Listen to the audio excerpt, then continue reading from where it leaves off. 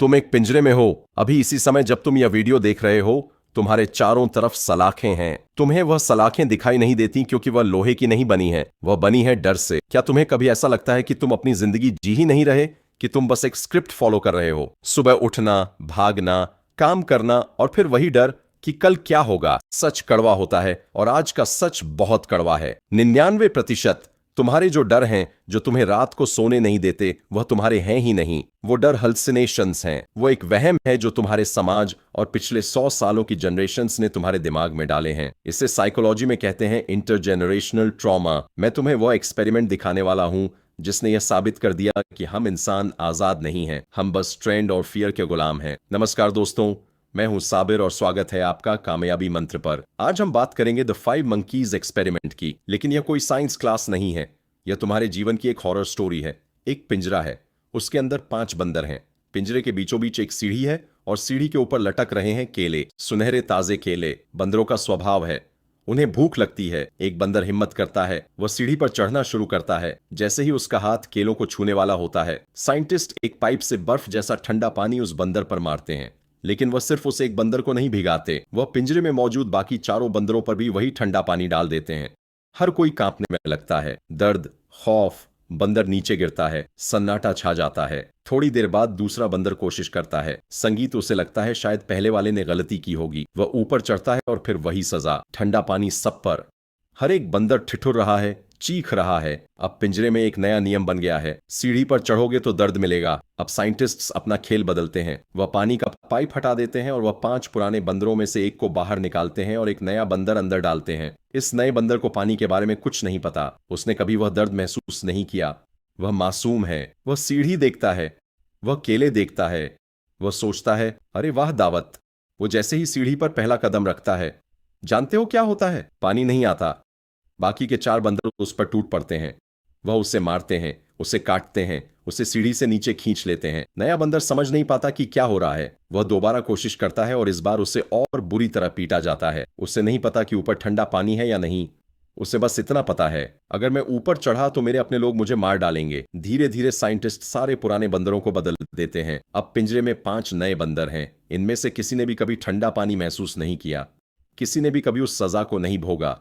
लेकिन फिर भी अगर कोई छठा बंदर वहां आता है और सीढ़ी की तरफ देखता भी है, तो यह 5 मिलकर उसे जान से मारने के लिए तैयार हो जाते हैं। क्यों?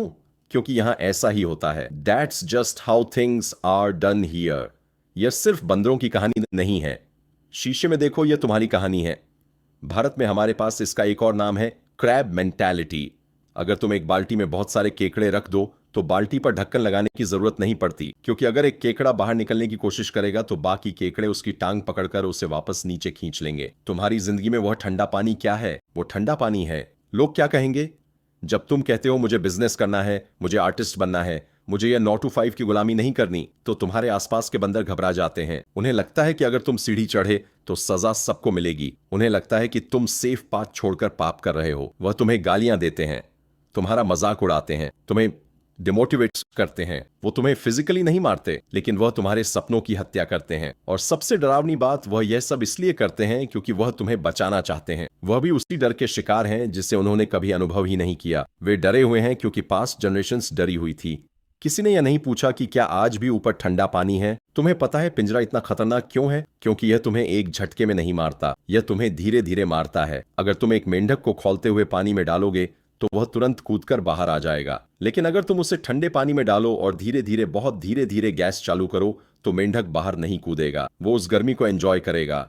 उसे लगेगा सब ठीक है। उसे सुस्ती आएगी और जब तक उसे एहसास होगा कि पानी खौल रहा है, तब तक उसके शरीर की ताकत खत्म हो चुकी होगी। वो उसी बर्तन में उबलकर मर जाएगा। साइकोलॉजिस्ट मार्टिन सिल्गमान ने इसे लर्न हेल्पलेसनेस कहा था। जब किसी इंसान या जानवर को बार बार यह महसूस कराया जाता है कि उसकी कोशिश बेकार है, तो वह कोशिश करना ही छोड़ देता है। तुमसे बचपन से कहा गया तुमसे नहीं होगा, औकात में रहो, सपने मत देखो। धीरे धीरे तुम्हारे दिमाग ने मान लिया कि सीढ़ी चढ़ना नामुमकिन है। तुम टूटे नहीं हो, तुम्हें तोड़ा गया है। तुम्हारी कंडीशनिंग की गई है यह मानने के लिए कि तुम कमजोर हो।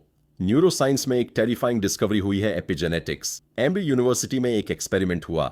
उन्होंने चूहों को चेरी ब्लॉसम की खुशबू सुघाई और साथ में बिजली का झटका दिया। जाहिर है चूहे उस खुशबू से डरने लगे।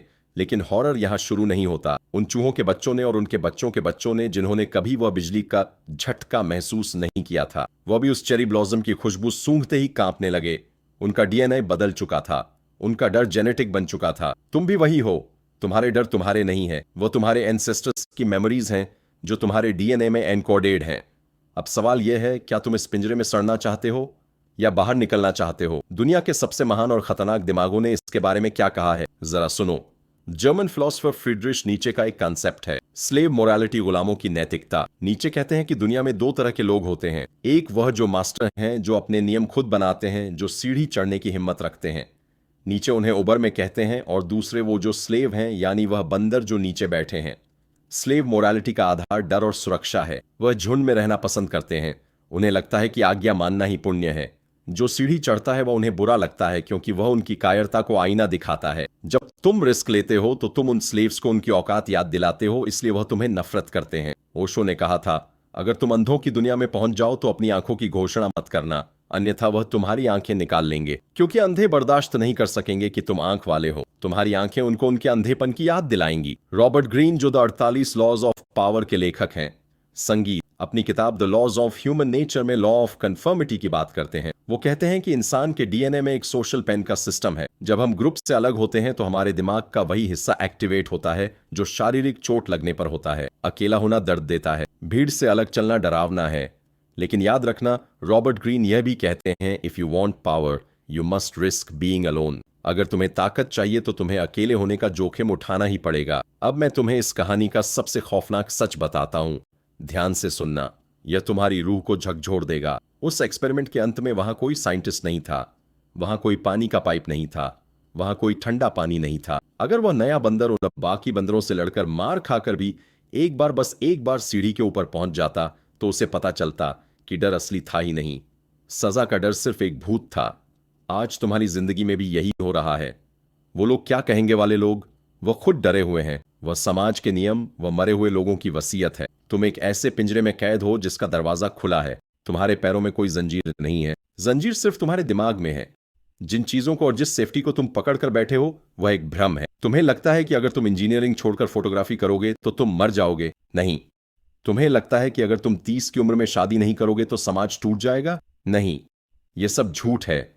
यह सब कंट्रोल करने के तरीके हैं। हमने क्लिफ यंग की कहानी देखी थी, एक 61 साल का बूढ़ा आदमी जिसने दुनिया के सबसे बेहतरीन एथलीट्स को हरा दिया। कैसे? क्योंकि उसे पता ही नहीं था कि रुकना भी होता है। उसने वह मेंटालिटी नहीं पाली थी जो बाकी धावकों ने पाली थी।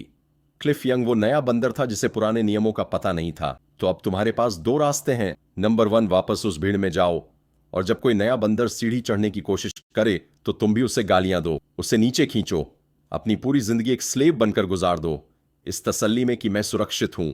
लेकिन याद रखना, सुरक्षित होने का मतलब जिंदा होना नहीं होता।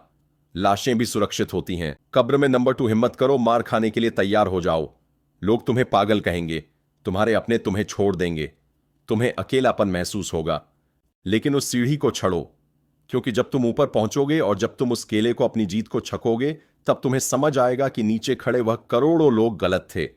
आसमान साफ है, पानी नहीं बरस रहा। जिंदगी तुम्हारी है, किसी और की अमानत नहीं। पिंजरे को तोड़ना नहीं है, बस यह देखना है कि पिंजरा असल में है ही नहीं। धन्यवाद।